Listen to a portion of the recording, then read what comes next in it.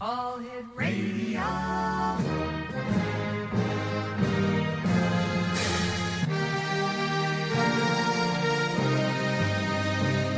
Welcome to the X Zone, a place where fact is fiction and fiction is reality. Now, here's your host, Rob McConnell.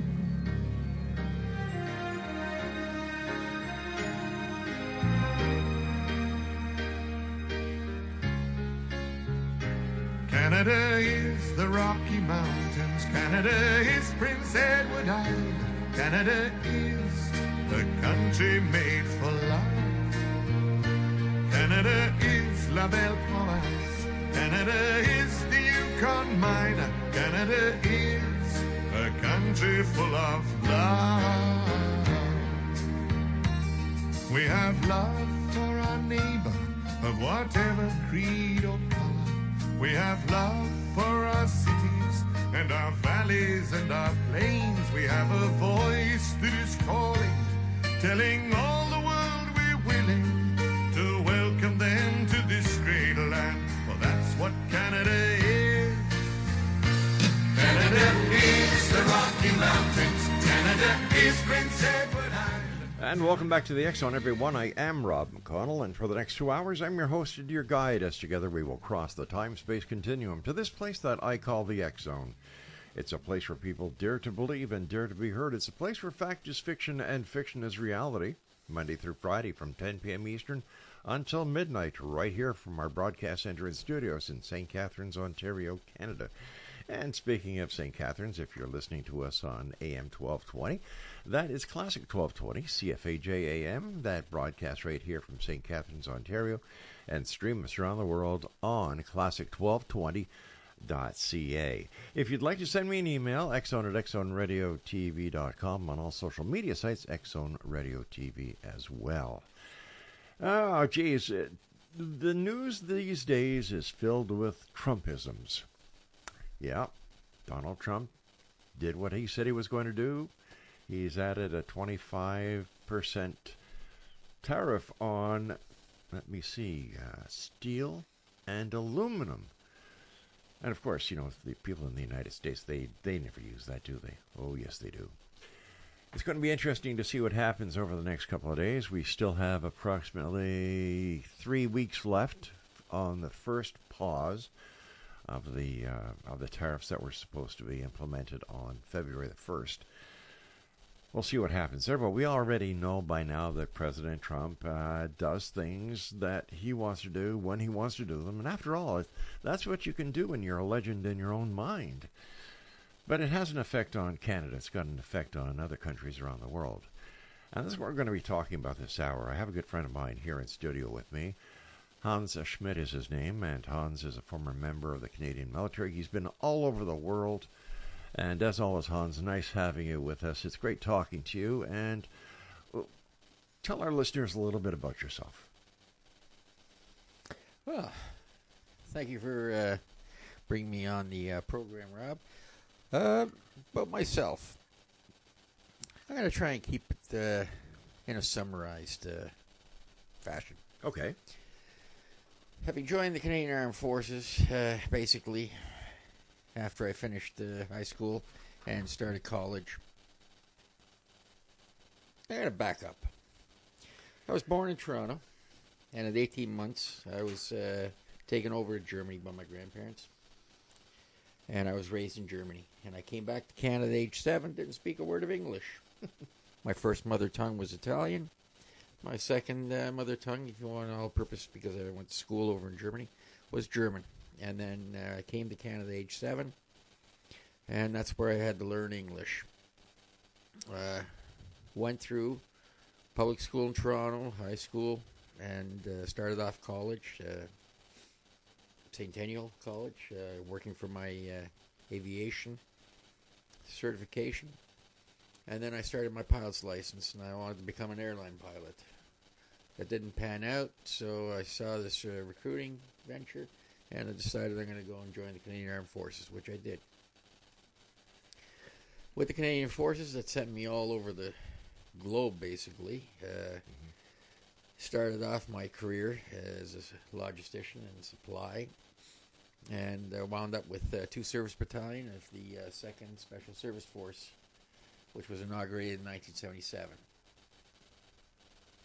With the 2nd SSF, I wound up going up on Northern Viking sojourn sovereignty mission that we had up in the North Pole, and that started off from Ellesmere Island, also Churchill, Manitoba. And we stopped off in Thule, Greenland, which, of course, today Trump is saying he's going to take over Greenland and use it as a strategic defense point. I can understand why, because it does cover the Northern Passage, which we trekked across ourselves during our sovereignty mission back in 1979. Then after the SSF, I wound up going in the Air Force, did my stint there at Canadian Forces Base Trenton, Ontario. And then after a year there, I wound up going over to Germany with the Canadian Forces Europe with the 1st Royal Canadian Horse Artillery in the QM stores there. Spent 5 years there in Europe, and then back to Canada, where I was an instructor at the Canadian Forces School of Administration and Logistics. Then was commissioned, and from my commission, then went out to Chilliwack, British Columbia, from Chilliwack back to Borden for intensive logistics officer training, after which I then wound up going to Canadian Forces Base Shiloh, where I was in the quartermaster with the 3rd Royal Canadian Horse Artillery. Upon my tenure completion in Shiloh, I wound up in Kingston with the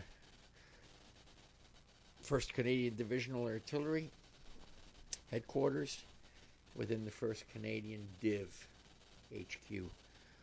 And there I was the G4 logistics with the artillery. So the artillery, for some reason, they loved me, and I enjoyed being in the artillery world.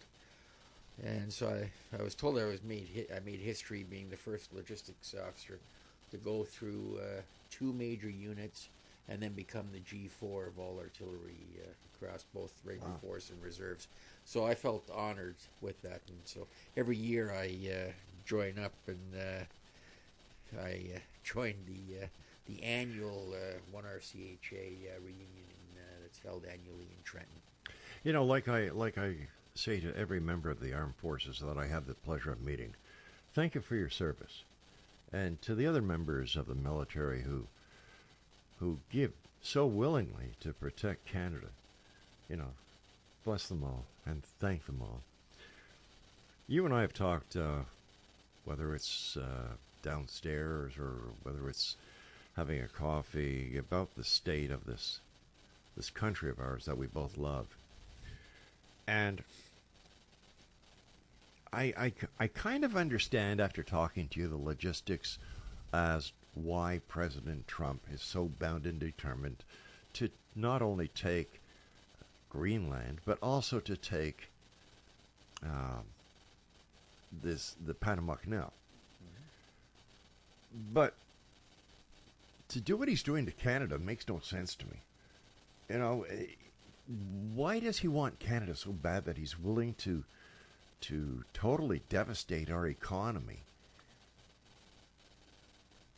in order to get what he wants? And what is it that he wants?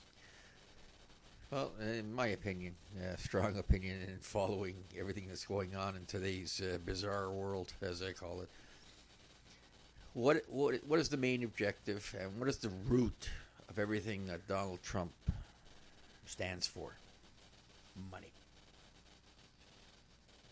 Donald Trump is a businessman, and it's money. And what is it that he's after? Basically, the countries that he's identified. Greenland. Okay, use it as a strategic point for the military, for its security in North America, right? But what does it also have? It has minerals. What does Canada have? Canada has fresh water, the most abundant amount of fresh water in the whole world. The United States needs fresh water. What else do we have? We have natural resources and minerals in the ground, such as uranium. Very useful. Why is he after Panama? He's after Panama because I fully agree with him. Hold on. You fully agree with Donald Trump? For Panama? Oh, okay. Yes. Okay. And why is that? Because he must have been briefed by the CIA and the National Security Advisory that China has total control of the Panama Canal in both the east and western regions because they have companies there. And let's be realistic. I spent 4.5 years in Shanghai and set up logistics operations there, which is another story at another time. And I personally know for a fact that only the Chinese People's Liberation Army gets involved in any telecommunications and any installations of any infrastructure of any type and any form, specifically involving logistics on a global scale. So, in a nutshell, the two companies that are operating in Panama Canal on both the western side and eastern side, they've got heavy-duty military personnel working in there. And it's not just intelligence either. It's basically operations personnel. So Trump probably got a hold of that information, and that's why he wants total control back. And he's openly stated that he wants to take the control away from the Chinese and to bring it under the American control. So there's that. And if I look at the global picture, having been to 58 countries throughout, and getting an understanding of how things are with the Chinese, China has signed bilateral agreements with Djibouti that they will provide all the infrastructure and build their highways and network, etc. And in reciprocation that they're allowed to have a naval base there. So people ask, why would they have that? And I've been saying this to our government officials as well. I says, beware. China's objective is to set up a naval base in that region so they can take over and cut off the Suez Canal. Panama Canal, why are they there? I've been saying it earlier for the last 5 years. They're setting up in the Panama Canal because they have a military base where they signed a bilateral agreement with Guyana. Let us have a naval base there so that they can then finally have the final military choke point in the Panama Canal. So what does that give them? That gives them the opportunity to choke off North America and Europe from all supplies, especially the supply chains of all products that come back and forth. And how are they able to do that? 15 years ago, China may have had maybe 2 boats altogether in the Pacific Ocean or the China Sea. Well, it just so happens that the last couple of months, China has surpassed the United States Navy as now the most surface ships and subsurface submarines on the globe. My guest this hour is Hans Schmidt, Exo Nation. We're going to let you know later on how you can read some of the great articles that Hans has up on LinkedIn. You know, people say, Rob, you know, what President Trump, what he's doing, what's this got to do with UFOs, ghosts, hauntings, things that go bump in the night? Well, here's a shock for you all. There's more to life than UFOs, ghosts, and things that go bump in the night. This is very important because it affects every one of us, believers and skeptics alike. I'm Rob McConnell. This is the X Zone. www.xzbn.net is our network, and you can listen to us on your hometown radio, Classic 1220 CFAJ. Don't go away.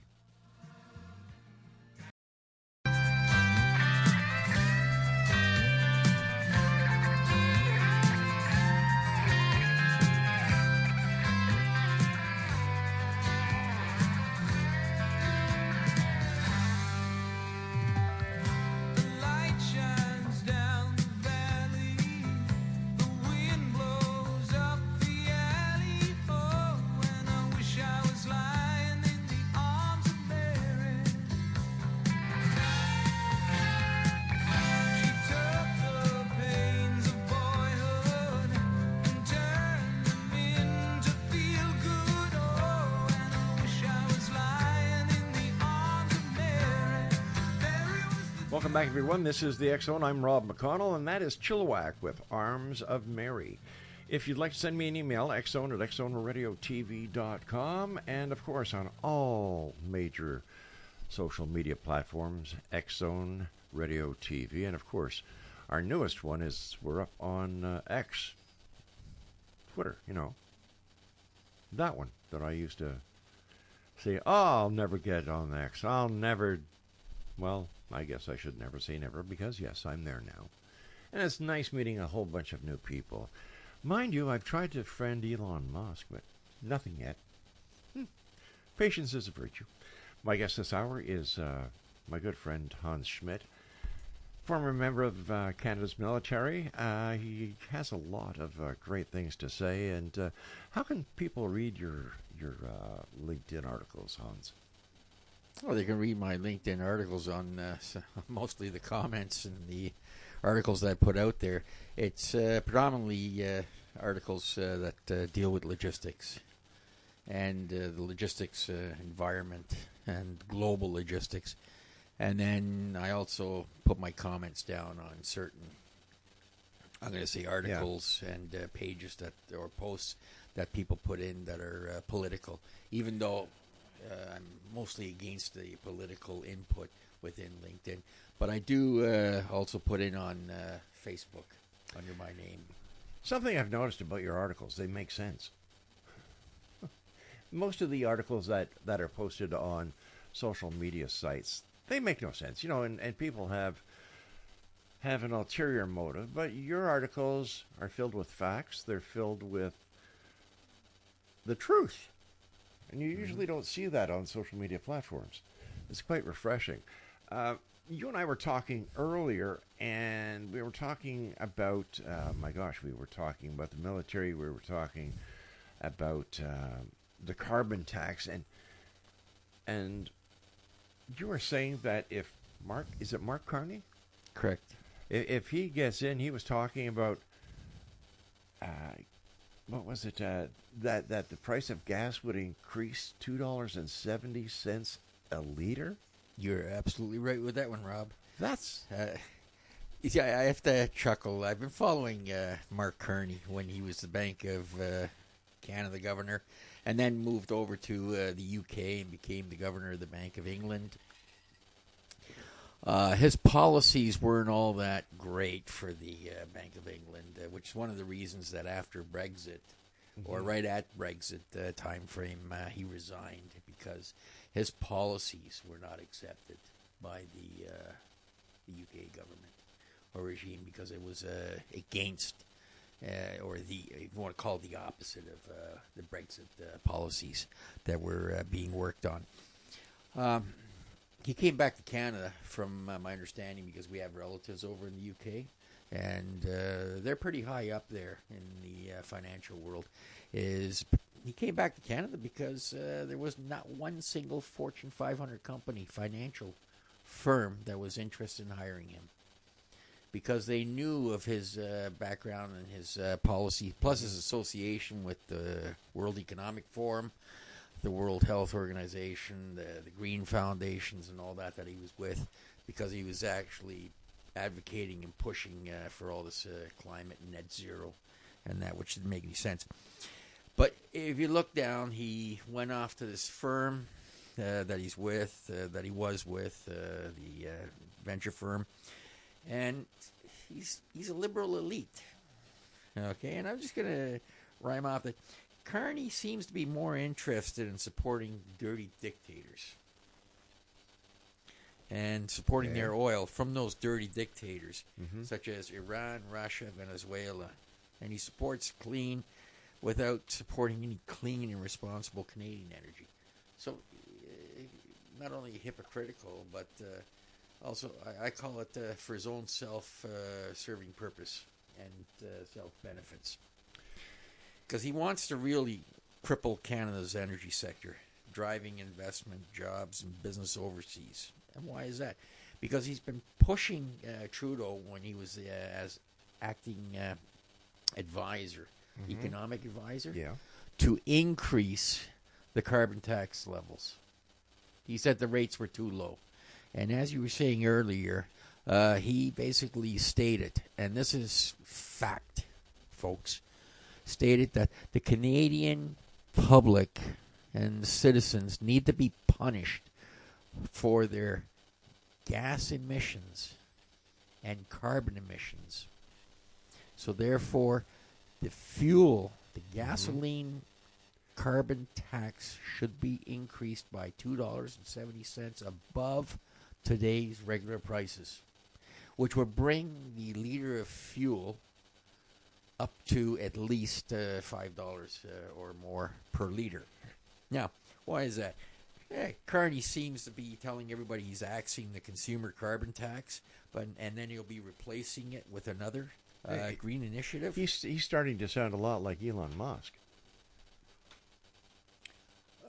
Not really. No? Elon Musk, he's currently on that venture of identifying waste and misappropriation of government funding, of which Carney basically seems to be doing the opposite. He's been benefiting, for example, as the government economic advisor to Trudeau and Freeland. He convinced them to give his firm, the funding for their investment pension funds. So he's got a few $1 billion. I don't want to say the exact number because the exact number changes so often. So it's basically as if somebody's pulling it out of the air, the number. But he made a healthy commission and a bonus on top of that. Then on top of that, I mean, I call it grafting at its best. His wife magically, her company that she works with, magically got a contract by the federal government. And it's a multi-million-dollar contract.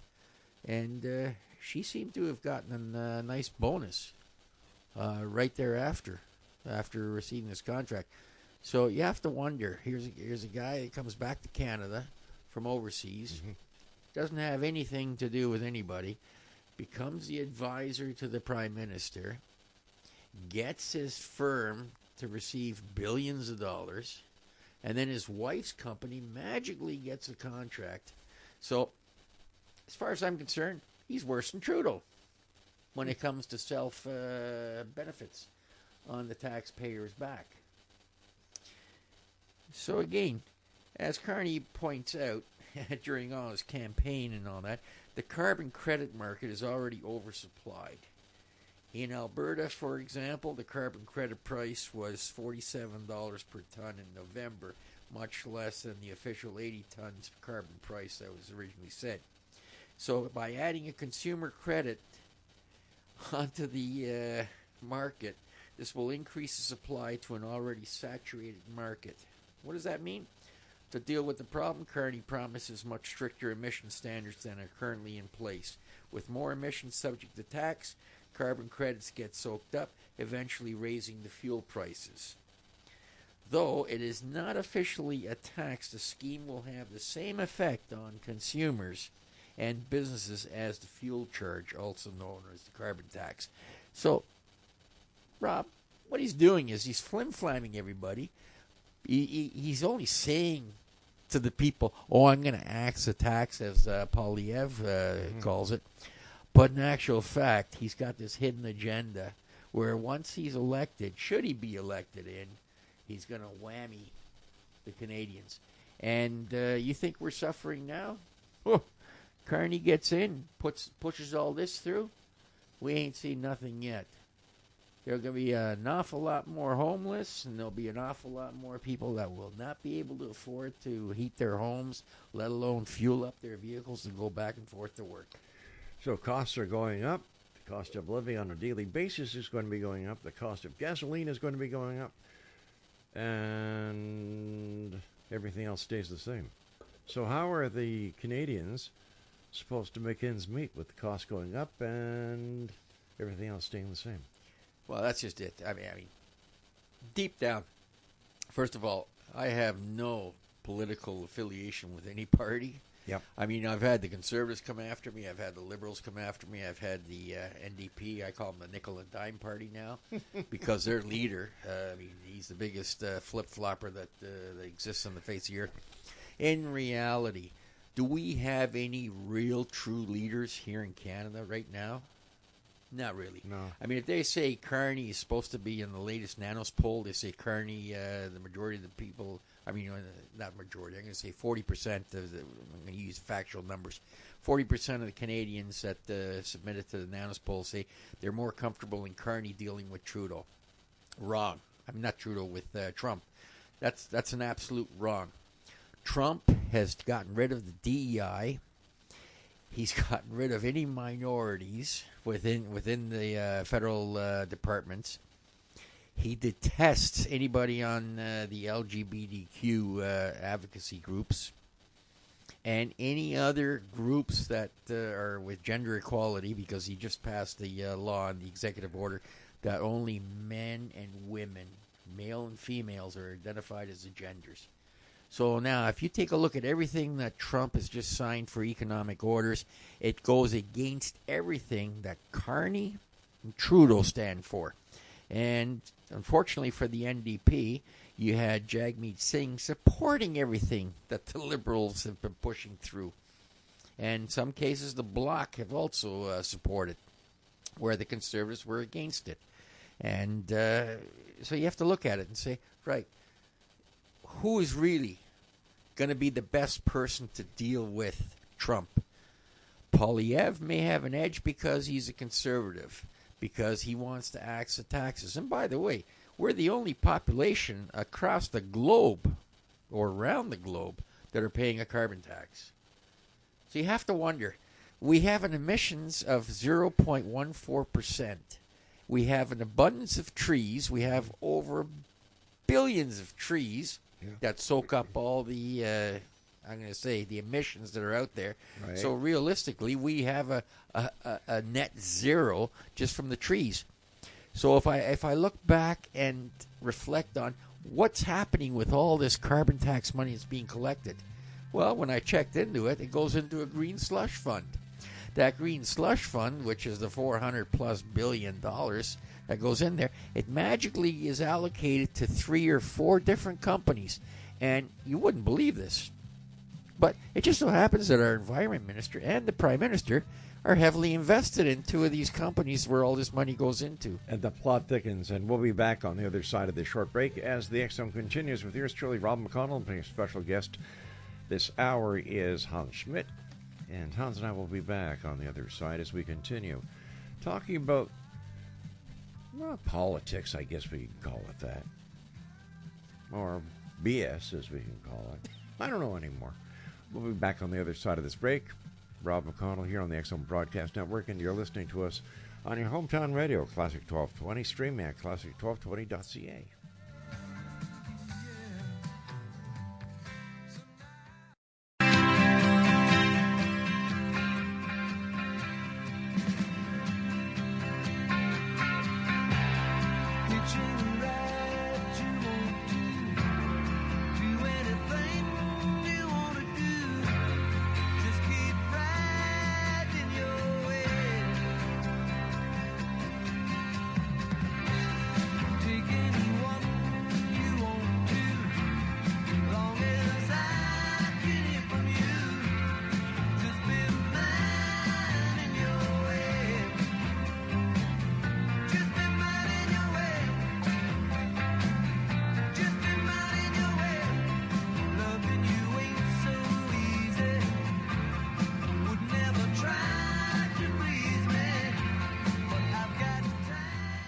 Welcome back, everyone. That's Michel Pagliaro, another Montrealer. Loving you ain't easy. This is the X Zone. I'm Rob McConnell. You're listening to us on your hometown radio, Classic 1220, streaming around the world on classic1220.ca.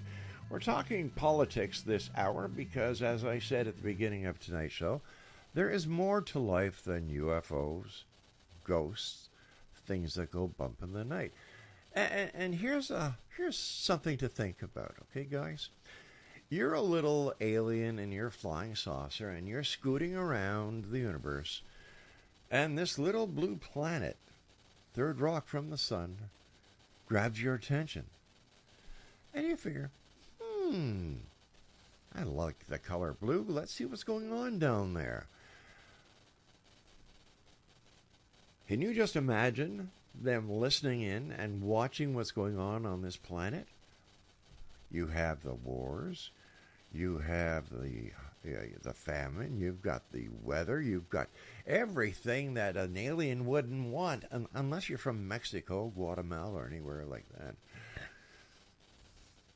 That's why I decided, we're going to skip the UFOs for tonight and get into reality. Because, reality is much more interesting than fiction at times. And when we're talking about what's going on in today's world with President Trump and then our people in Ottawa, and then, of course, with Trump wanting to turn the Gaza Strip into a Riviera of the Mediterranean, he wants to take over Canada, he wants to take over Greenland, and he also wants to take over now a country in South Africa, I'm told. And let's not forget the Panama Canal.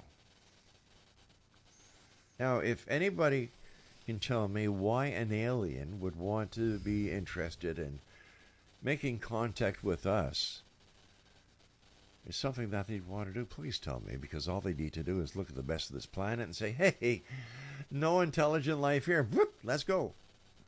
Or they say, hey, this will be an easy takeover, and they take the planet over. So I've asked a friend of mine, Hans Schmidt, to come over tonight and try and help me make sense of what in the name of heavens is going on in this world of ours, Bill.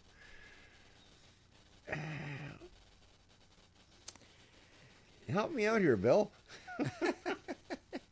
Well, Rob, if I just look down at the changes that's happening, with Trump reversing all the decisions of the Biden administration, as well as all the what was implemented by the Liberals, I can only imagine why he's after Canada, because he's openly said he does not like Trudeau.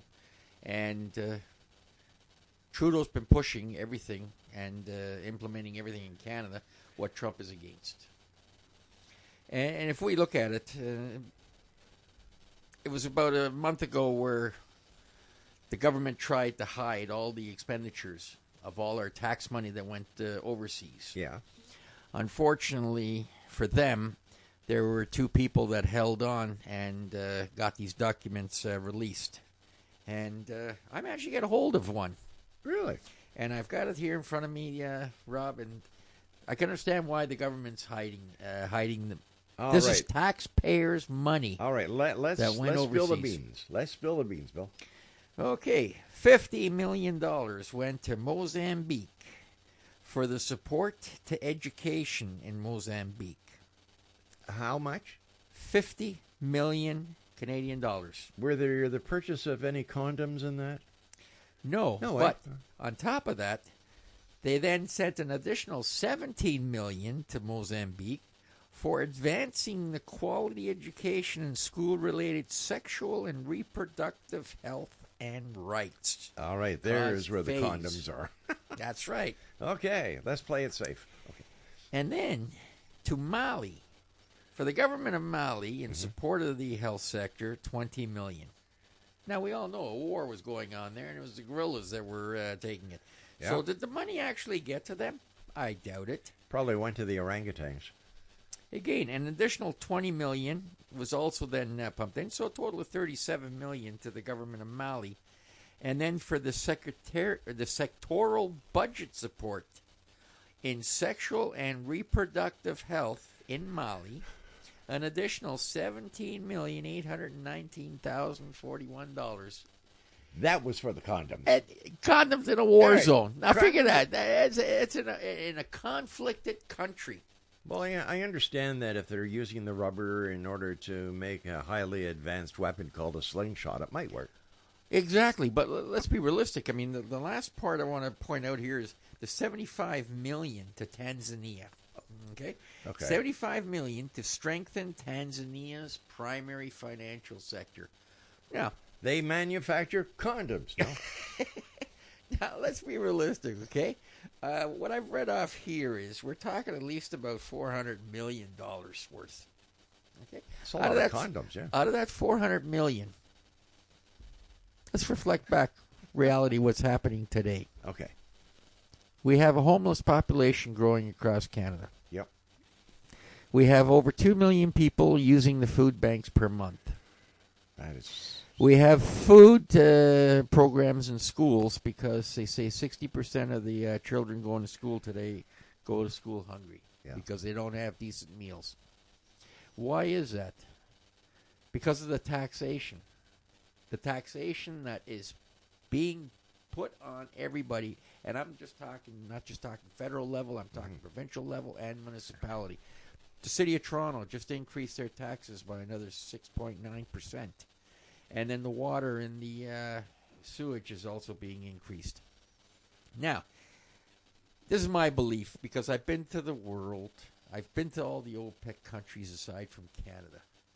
All the other countries within the OPEC nations, the majority of them do not collect taxes from their citizens. They live off the oil royalties or the natural gas royalties or the royalties of all their natural resources. Now, Canada being one of the countries on this globe that has a lot, an abundance of resources, oil and liquid natural gas, I always question, why do we have to pay such exorbitant amount of taxes in this country? Well, my answer is because we have a bunch of clowns who don't know how to manage money up in the top and who don't know how to manage, or I'm going to say provide the proper requisite governance for a country. So we realistically are no different than the United Arab Emirates. We're no different than the Kuwaitis or the Omaris, Right. or those from in Bahrain that are oil-rich countries, or Russia for that matter, okay, or Venezuela. All those countries, they've all gone into turmoil like Russia and Venezuela because they have dictators there. So go back to Carney. Carney accepts oil from Venezuela, accepts oil investments anyway, investments in Venezuela and Russia and all that, but yet he's strongly against any oil production here in Canada, same as Trudeau. What we need to do here in Canada is we need to open up and build the pipelines to go east and west, to go into North British Columbia or North Vancouver to hit the ships there so they can feed the Asian countries. Out east from Alberta all the way across to Nova Scotia so they can load up on the ships with the liquid natural gas and oil there, instead of having to pay $460 billion for Saudi oil coming in. It makes no sense. We can create 100,000 jobs by sending off the oil. And what really, is asinine, to say the best word to use, is when Trudeau declined to sell our oil and natural gas to Germany, Japan, and Greece. Japan just signed a huge multi-billion-dollar agreement and contract with Trump for liquid natural gas. Germany and Greece signed huge multi-billion-dollar contracts with Qatar for liquid natural gas, which could have all come to Canada. And if you talk about the billions of dollars in liquid natural gas alone, that would be equivalent of over 100,000 jobs created here in Canada, as well as money going across all major provinces. So it's not just one. Yeah. So you have to ask yourself, what are our politicians doing? But they seem to be more interested in making sure that the Governor General gets a pay raise of $15,000, where yet she is the most useless Governor General has ever had. And that's another story I can tell you from the aid, the camps, friends of mine that work with the Governor General on the actual abuse of spending taxpayers' money. And I'll give you one quick example. She spent $100,000 for a limousine service in Iceland to travel, believe it or not, 300 to 400 meters from the hotel to where she wanted to go to the venue and back again. 100,000 Canadian dollars spent on that. And that's on top of the hundreds of thousands of dollars spent for the catering services that they had to buy and put on the aircraft so she can feed her friends and show off with lavish meals and that on the airplane. Unbelievable. Oh, yeah. So, in summary, the money that is wasted and sent out to foreign countries all for the wrong reasons while we are suffering here at home, excuse me, that could all be changed, where we could have a country where the tax base could be 3% for everybody across the board. Yeah, if they want to increase it to the high spenders or the high earners, they could do so, but I would say ex-nay against that. 3% across the board for everybody, and then the government can live off the royalties, off of the natural resources that are put out there, and forget about the deficit, because the deficit will be paid off. All right, Bill, stand by. You and I have to take our final break. Fascinating. Didn't know you were getting that ripped off that much, did you, Canada? Well, you are. And then, you know, what really picks me off is that the seniors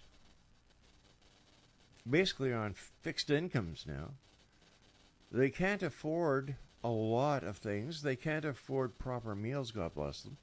And their CPP and their OAS is taxed, even though the money that they earned when they were working was taxed. You pay tax on top of tax on top of tax on top of tax. And you don't even get a condom. What a ripoff. Hans and I will be back on the other side of this break as we continue here in the X Zone with yours truly, Rob McConnell. From our studios in St. Catharines, Ontario, Canada. Let me see. Today is the 11th. That means 16 more days before we in Ontario go to the polls. Or the Ukrainians, or the Czechoslovakians, whoever will take us. I'm Rob McConnell. Don't go away.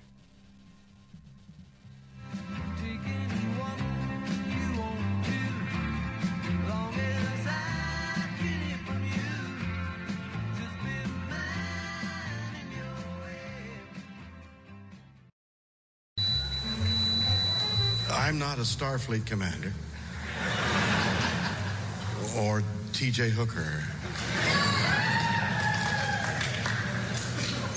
I don't live on Starship NCC-170 or own a phaser. I don't know anyone named Bones, Sulu, or Spock. And no, I've never had green alien sex. But I'm sure it'd be quite an evening. I speak English. And French. Not Klingon. I drink Labatt's, not Romulan ale. And when someone says to me, live, lie, and prosper, I seriously mean it when I say get a life. My doctor's name is not McCoy, it's Ginsburg.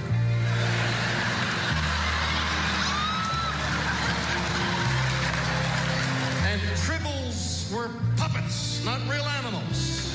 Puppets! And when I speak, I never ever talk like every word is its own sentence.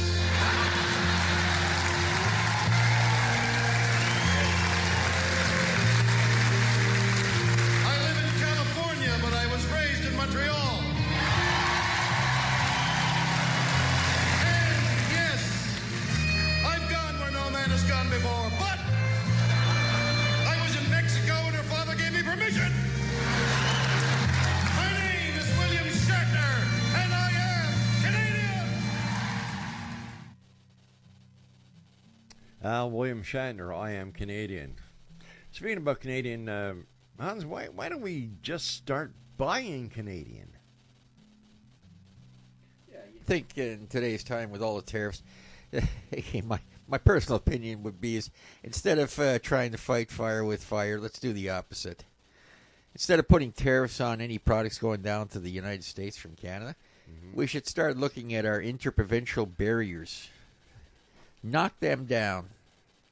There'd be nothing nicer than having the asparagus that's grown in Quebec flow across Canada into all the other provinces rather than having to buy asparagus from down south Mexico or over from Europe. when we are actually growing asparagus in Quebec, and even the white asparagus that's seasonal going across, or the fruits from the Okanagan Valley to go across, or the wines from the Okanagan Valley, or even from the Niagara region, wines going across Canada, rather than having to rely on the California wines or the Argentinian wines or the European wines, when we can actually ship our own across Canada. The maple syrup going across Canada. Let's knock all these barriers down and across the interprovincial barriers. And forget about the tariffs and just let the people buy Canadian and have that opportunity. There are so many entrepreneurial folks out there that started businesses that would benefit, as well as the people buying, the consumers that are buying the products from these companies, so they don't have to rely on having to purchase American goods. Well, what's the purpose of the interprovincial taxation system anyway? Who gets that money, and what's that money used for? Well, take a look at the LCBO. In Ontario, you have the LCBO. Right. And in Quebec, you have the Quebec Liquor Control Boards. Right. And the other provinces, you have the provincial liquor control boards in all the provinces. They all want to collect their money. It's no different than Ontario. The beer companies, Molson's, Labatt's, they have the so-called regulations in place that a beer can only be sold for X dollars. Yet, you go to the LCBO and you can buy a European beer for half the price of a Canadian beer. Yet the European beers are stronger than the Canadian beers, and they even taste better because the European beers, they can't put preservatives or any chemicals into them, such as they're allowed to do here in Canada. So you have to ask yourself, why does a homegrown Canadian beer cost more than a European beer? Taxes. Exactly. What we need to do, in addition to the knocking down the barriers, interprovincial barriers for trade, is knock down the municipal taxes, the provincial taxes, and the federal taxes. Make it competitive for the companies. We have such a huge, or we've had, and still are having a huge brain drain from Canada because of our taxes. We have a lack of investment, a lack of innovation going through. Why? Because of taxes. And I think you said it once before there, Rob. I mean, we are taxed to death. We have tax upon tax upon tax. That's right. And we're probably the only country to have a death tax where when you die, your so-called beneficiaries have to fill out the tax forms to pay the tax on your death. You see, I think that if any of the people who are trying to become our prime minister, if they were to use common sense and actually look and see what the problems are instead of the bull crap that they try to feed Canadians, and we're not as gullible as our politicians think we are. You know, take care of, like, I'm stuck on the seniors because I can't understand why I should pay tax on my old age security or Canada pension plan when I've already paid tax on it once before. Which brings me back to what I was saying earlier. The other OPEC nations, give an example. Kuwait, they pay the equivalent of $140,000 US. Now we're going back into the early 2000s here, so it's probably a heck of a lot more today. Mm-hmm. But these are factual numbers that were given to me from the government officials because I basically liaised with the government officials in Kuwait and the United Arab Emirates. So the equivalent of $140,000 US per person, per citizen of the country. No taxes. So if you take a look at here in Canada, if the government lived off the royalties and had a 3% tax base, they could include that seniors and veterans would be able to receive their pensions tax-free, with no taxes having to be paid. There would not be a requirement for the HST on top of a GST. And let's be honest about the carbon tax. I mean, that's a senseless, useless tax. That's just a tax scam for the government to collect money. to pay off the $1 billion worth of monthly debt payments and interest payments they have to pay off. So all that is blowing smoke up everybody's rear end instead of telling the truth. But you cut down the taxes, the companies will come. Yes, you give incentives, the companies will grow. They will create jobs. Jobs are created in the economy, and this is what a lot of people don't understand. We have to have an economy, and an economy is driven by manufacturing, not by the service industry, but by manufacturing. Right. So we have to basically bring back onshore what we offshored for that 40 cents to the dollar, which was a Chinese scheme of getting the investment money into China at the expense of reducing and turning all the Western countries into service countries, basically, so that they have a monopoly on all the manufacturing and the OEMs, as it's called. So we do that, the companies will come, the jobs will be created, but you need a government that's going to push it.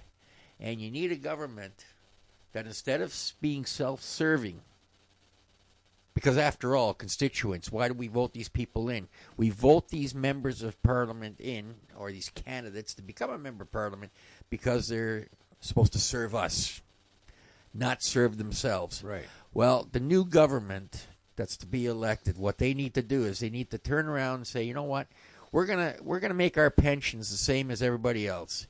And that calculation process is 2% per year for 35, so that the maximum eligible you would get is 70% of your best salary of your last 5 years of employment, which is what every other person gets across the board in Canada.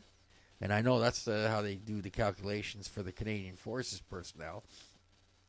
So the government members of parliament, even the provincial members, should not be any better off or different per se, and that's why Jagmeet Singh is basically voting in favor of everything for the Liberals, because he's got 2.7 million reasons why he has to stay in till mid-term of midsummer of this year in order that he qualifies for that 2.7 million pension. Well, that's hogwash as far as I'm concerned. So you see, you have the pension incentive dictating to the person to only care for themselves and not care for the country. And that's why we have the flip-flopping NDP leader who's supporting. On one side, he's telling everybody, oh, Trudeau must go, the Liberals must go, but yet on the other side, he's supporting them so that he can collect his pension, which is a joke as far as I'm concerned. In your opinion,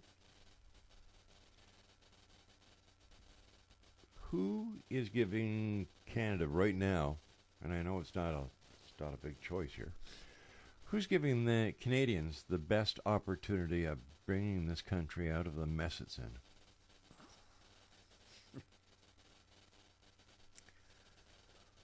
Right now, the only I'm going to look at it collectively as a party. Yep. Like I said earlier, I've got no affiliation with any party, and I'm not going to endorse any parties or anything. But looking at the pros and the cons and the facts of everything behind it, right now, the only party that could bring us out of this trouble is the Conservative Party. If Carney gets in with the Liberals, they're going to continue on their path. They're elitists. They don't give a rat's behind about the Canadian constituents. They've proven that they're not there to serve the constituents, but to only serve themselves. Right. The NDP party, the New Democratic Party, I call it the nickel and dime party because their leader has basically nickel and dimed his own party into the doldrums. And I understand they did a recent poll of his riding, right, and he's running in third or fourth place. Oh my God! So he's not going to be reelected, and he knew that, and that's why he stalled to stay on, because he knows his days are numbered as a politician. I mean, he's useless, has proven to be useless. And you don't flip-flop the way he has. He's identified that he's not a politician. He's just, as far as I'm concerned, a lowlife for his constituents. So the Conservatives... we've got about 15 seconds. Yeah. Green Party... Elizabeth May? Elizabeth May by herself can't do anything to improve anything because she's all by her lonesome self. She has no one else behind her. And the Bloc, well, they're only interested in Quebec. They couldn't care less about the rest of Canada. So basically, that leaves just the Conservative Party. Hans, I want to thank you so much for joining us tonight. Hey, we'll have to do this more often, pal, because this is reality. And I know that reality isn't as sensationalistic as expecting the UFOs to land on the White House lawn and take President Trump away with them. But this is reality. And Hans, thanks very much for joining us, No my problem. friend. But if I may just add on. We'll be back on the other side of this break as hour number 2 commences right now here in the X Zone on your hometown radio, Classic 1220, CFAJ AM, classic1220.ca. The gales of northern